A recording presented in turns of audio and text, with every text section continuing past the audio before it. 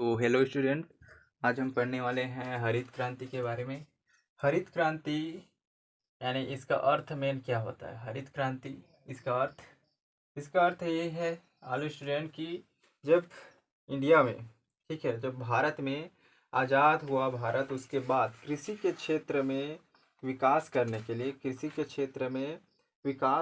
के लिए इस हरित क्रांति का शुरुआत हुआ। ज़्यादा से ज़्यादा कृषि उत्पादन में वृद्धि हो, बढ़त हो और उसमें विकास हो, इसी का मेन उद्देश्य लेते हुए ये हरित क्रांति का शुरुआत हुआ। ओके, तो दोस्तों मेन जो है ये मुख्य तत्व उसको देख लेते हैं कि हरित क्रांति में मुख्य तत्व या हम इसके जो रणनीति है, विकास की जो नई रणनीति है हरित क्रांति में, तो उसमें मुख्य तत्व क्या क्या थे, क्या क्या हैं उसका। ठीक है, तो हरित क्रांति की शुरुआत तो हो गई, बट उसमें मुख्य जो भूमिका निभाए वो क्या क्या थे, मुख्य उसमें क्या क्या तत्व थे। ओके, उसको देखते हैं। तो चलिए, इसमें मुख्य तत्व ये मेन पॉइंट है, तो हर चीज़ को आपको क्लियर बताते जा रहा हूँ और उसको आपको क्लियर सबको देखना होगा। ओके, मेन 15 तत्व हैं। ठीक है, मेन 15 तत्व हैं। तो पहला पहला आल स्टूडेंट, अधिक उपज देने वाले बीजों का प्रयोग, यानी ज़्यादा से ज़्यादा जो उत्पादन में वृद्धि दे ऐसे बीज का निर्माण करना। ओके, ये क्लियर हुआ। और दूसरा है रासायनिक उर्वरकों का अधिक प्रयोग। देखिए, रासायनिक उर्वरकों का हरित क्रांति के टाइम पे ज़्यादा जब यूज़ कर रहे थे तो ज़्यादा उत्पादन हो रहा था। ठीक है, तो यही एक कारण हुआ कि हरित क्रांति में ज़्यादा से ज़्यादा उर्वरकों का प्रयोग हुआ और ज़्यादा से ज़्यादा उत्पादन में वृद्धि हुई। लेकिन ये बाद में जो है आज की डेट में ये भूमि को भी हानि पहुंचा रहा है। ठीक है, ये तो हो गया। अब तीसरा है कीटनाशकों का उपयोग। कीटनाशकों का उपयोग ऐसा है कि जैसे आप ज़्यादा से ज़्यादा उत्पादन देने वाले बीज या जो भी बीज बनाए जाते थे उस बीज में ज़्यादा से ज़्यादा बीमारी लगने का कारण होता था, जिसके कारण उसको बीमारी से छुटकारा दिलाने के लिए कीटनाशक कीटों से बचाने के लिए उनको कीटनाशक दवाई बनाई गई और उसमें उपयोग किया गया। ठीक है, उसको बचाने के लिए, फसल को बचाने के लिए। ठीक, और चौथा पॉइंट है कि सिंचाई सुविधा में बढ़त। ठीक है, हरित क्रांति के बाद सिंचाई सुविधा में बहुत ही ज़्यादा वृद्धि हुई और लगभग आज भी बहुत ज़्यादा वृद्धि होती ही जा रही है। ओके, और पांचवा पॉइंट है बहुफसली कार्यक्रम। बहुफसली कार्यक्रम यानी कि एक ऐसा फसली कार्यक्रम जिसमें ज़्यादा से ज़्यादा फसल एक साल के अंदर उत्पादन किया जा सके। जैसे आज के डेट में 2-3 फसल एक साल के अंदर हो जाते हैं, तो ऐसे कार्यक्रम चलाया गया जिसमें लोगों को बताया गया कि आप एक साल के अंदर बहुत ही 2-3 फसल आप उत्पादन कर सकते हो, ना कि केवल एक। ओके, ये हुआ पांचवा पॉइंट। छठवां पॉइंट पढ़ते हैं दोस्तों। छठवां पॉइंट है कृषि मशीनीकरण, यानी कृषि मशीनीकरण। अपने खेती बाड़ी में, अपने कृषि के क्षेत्र में ज़्यादा से ज़्यादा मशीनों का उपयोग किया गया ताकि कम टाइम में ज़्यादा काम किया जा सके और जल्दी किया जा सके। इस कारण जो है कृषि के क्षेत्र में मशीनीकरण का आना ये हुआ और बहुत ही अच्छे से ये ग्रो किया। ठीक है, सातवां पॉइंट पढ़ते हैं। सातवां पॉइंट क्या है?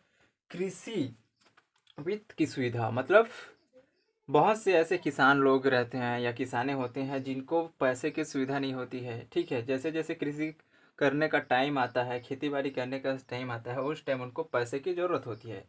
तो उस टाइम इन्हें क्या है कि बैंक की ओर से या इस कृषि वित्त की सुविधा यानी कि पैसे की सुविधा भी उनको दिलाया जाता है। ठीक है, लोन, एक कम ब्याज में लोन भी सुविधा मिल जाता है कृषि करने के लिए, खेती करने के लिए। ओके, आठवां पॉइंट देखते हैं। आठवां पॉइंट है कृषि शिक्षा एवं अनुसंधान।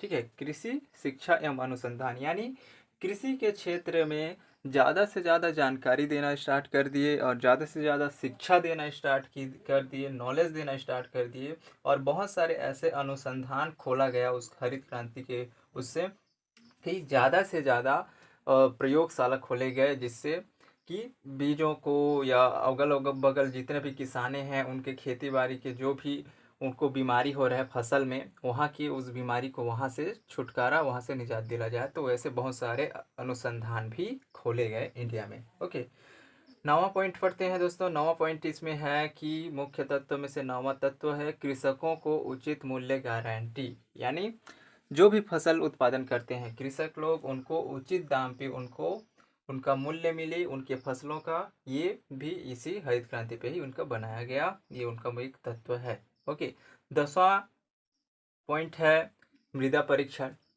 देखिए, कृषि के क्षेत्र में यदि आपको अच्छे से उत्पादन करना है, अच्छे से आपको खेती बाड़ी करनी है, तो अपने ज़मीन को भी ये जानना ज़रूरी है कि अपना ज़मीन कैसे है और इसमें किस टाइप का फसल होगा और कैसे फसल उत्पादित होगा, क्या क्या है अपने ज़मीन में।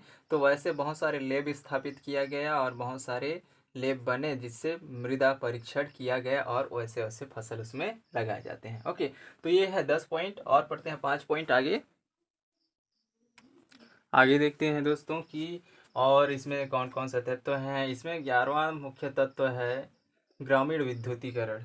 ओके, ग्रामीण विद्युतीकरण यानी कि गांव में ज़्यादा से ज़्यादा बिजली पहुंचे, ग्रामीण विद्युतीकरण की यही एक शुरुआत किया गया। जैसे 1951 से लेकर आज तक बहुत से गाँव तक जो है बिजली पहुंच गई है। ठीक है, और 12वां पॉइंट है भू संरक्षण। ओके, भू संरक्षण यानी कि जैसे भी आपका ज़मीन है, आपका जो कृषि योग्य नहीं है, उसको कृषि योग्य करने के लिए भूमि संरक्षण या भूमि बनाई गई और इसमें खेती करने के लिए खेती सब किया गया। ठीक है, और दोस्तों यदि आप मेरे चैनल में नए हो तो जल्दी से जल्दी सब्सक्राइब कर दो। और आपको ऐसे ही एजुकेशन के बारे में, ठीक है, ऐसे ही पढ़ाई के बारे में आपको ज्ञान यहाँ से मिलता रहेगा, थोड़ा मोड़ा ज्ञान पे आप सभी को। और आप नए हो स्टूडेंट यदि मेरे इस चैनल में, तो सब्सक्राइब कर लो। और हाँ, ये एक बात भी मैं ये भी बोलना चाहूँगा कि यदि केवल आप टाइम पास करने वाले हो ना, तो आप टाइम पास करने वालों में से हो तो सब्सक्राइब मत करो यार। अगर आप सीरियस हो ना तो सब्सक्राइब कर दो, ताकि मैं भी आपको अच्छे से हेल्प कर सकूं, अच्छे से बता पाऊँ कि आपको जो भी टॉपिक है आपका, उसको मैं आपको अच्छे से क्लियर समझा पाऊँ आपको। ओके, तो चलिए आगे बढ़ते हैं। आगे है 13 पॉइंट। ठीक है, 13वां पादप संरक्षण।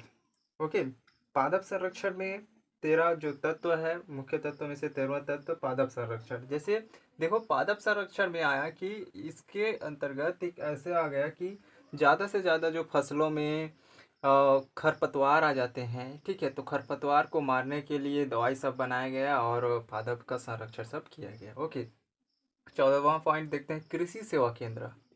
कृषि सेवा केंद्र यानी ज़्यादा से ज़्यादा कृषि में आगे हो, वृद्धि हो बोल करके कृषि सेवा केंद्र खोले गए, जहाँ पे लोगों को बैंक बैलेंस या कुछ तकनीकी सुविधा या कुछ योजनाओं के बारे में भी लोगों को बताया गया, और कुछ भी प्रॉब्लम होता था तो लोगों को उनको अवगत कराया जा रहा था, उनको हर प्रॉब्लम का सुझाव उनको मिलता था। ठीक है, तो ये एक हो गया कृषि सेवा केंद्र, ये इसके जगह पे हुआ। ठीक है, अब हमारा लास्ट जो तत्व है वो है राज्य कृषि उद्योग निगम।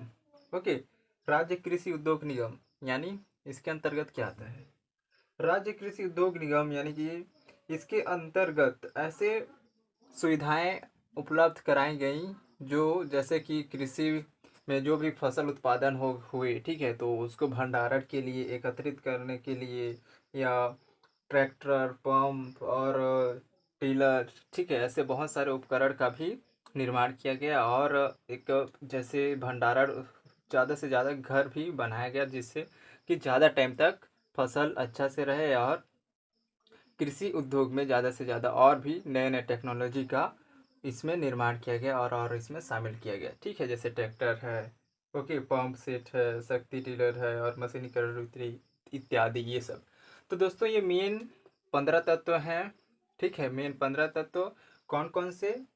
अधिक उपज देने वाले बीजों का निर्माण पहला, दूसरा रासायनिक उर्वरकों का अधिक उपयोग, और तीसरा कीटनाशकों का उपयोग, और चौथा में आएगा सिंचाई की सुविधा, पांचवा बहुफसली कार्यक्रम, छठवां तत्व है कृषि मशीनीकरण, और सातवां है कृषि वित्त की सुविधा मिल गई। ठीक है, आठवां तत्व कृषि शिक्षा एवं अनुसंधान, और नौवां तत्व है कृषि कृषकों को उचित मूल्य की गारंटी।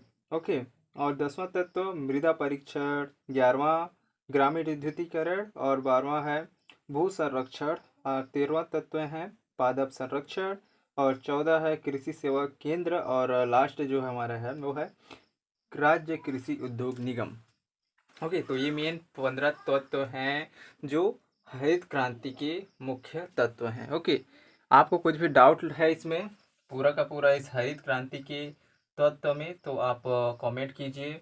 इसको और एक बार मैं आपको और एकदम इसको आपको पढ़ाऊँ, आपको बताऊँ, या ये इतने आपको याद हो गए, आपको समझ में आया? अगर समझ में आया तो भी आप कमेंट कीजिए, समझ में नहीं आया है तो भी आप कमेंट कर सकते हैं, ताकि आपको और अच्छे से मैं समझा सकूँ। लेकिन कमेंट करिएगा ज़रूर, और नए हैं तो जल्दी से सब्सक्राइब कर दो और बेल आइकन को दबा देना, ताकि मेरा हर वीडियो सबसे पहले आप तक पहुंच जाए।